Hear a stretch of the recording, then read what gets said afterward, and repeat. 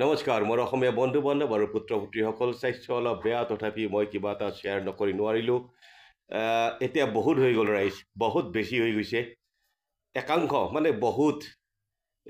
social নেটৱৰ্কক এনেকৈ আহিছে বহুত সংখ্যক মিয়া হয় আৰু বহুত সংখ্যক ল'ৰা ছোৱালী চৰকাৰ বিৰোধী হয় চৰকাৰৰ বিশৃংখলতা আনিব খোজে তাহাঁতক প্ৰথমতে ব্লক কৰক ৰিপৰ্ট কৰক ফেচবুকত if they give any bad remark bad comments